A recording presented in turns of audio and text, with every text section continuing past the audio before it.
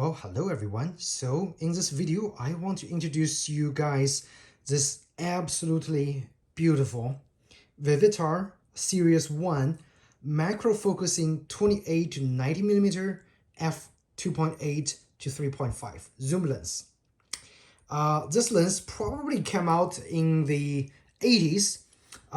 It is a fully metal design, metal built zoom lens, and this one I have here is actually designed for Olympus OM series of film cameras.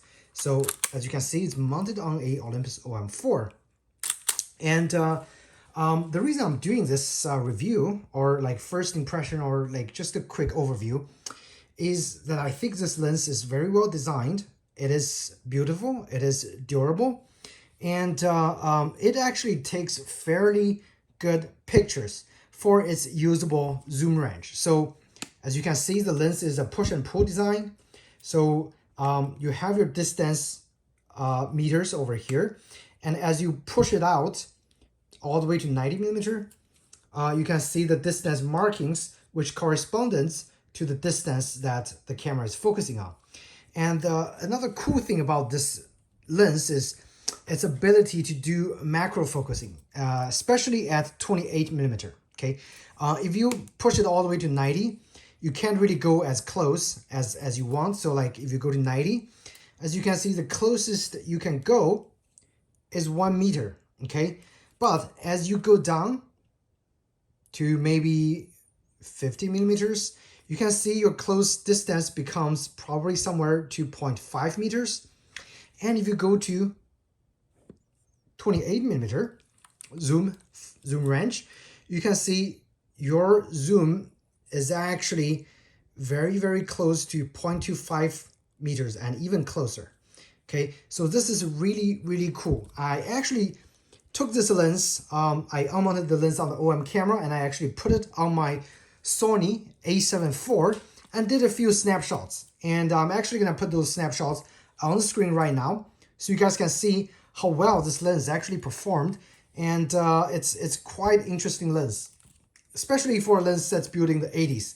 As you guys know, in the 80s, the build quality of the lens, especially zoom lens, are not that good. And I think this one is actually a exception. This one is extremely well built, full metal design. Again, it is beautiful.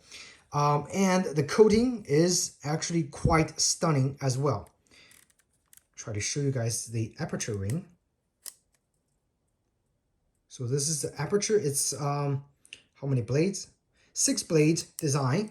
And the cool thing for the OM mount of the Vivitar 1 is that they actually implemented the aperture depth of field preview button. A lot of other cheap lenses, they don't really have a depth of field preview, even though they made it for Olympus, but they actually implemented all the proper designs for the aperture preview, depth of field preview, as well as lens release. It's all properly built. It's a plastic tab. Yeah, it's plastic.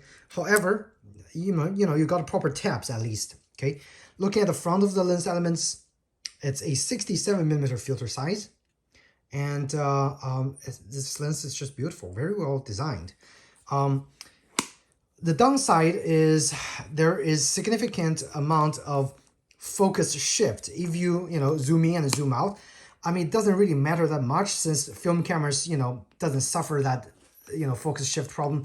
Especially SLRs, you don't really have to worry about it because you can just quickly correct that focus shift.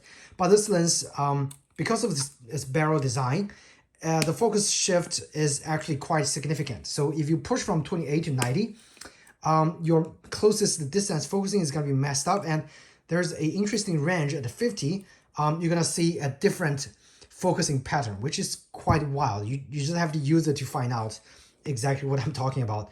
But other than that, this is a very well-built lens, very durable, and it's got pretty good optical quality. So at wide open f2.8, at 28 to 90 millimeters, it's a little bit soft, and there is, of course, obvious chromatic aberration visible on the lens. However, as soon as you stop down to f4, the image is sharp. Okay, so If you use this purely for film camera, you're going to be very happy with the results.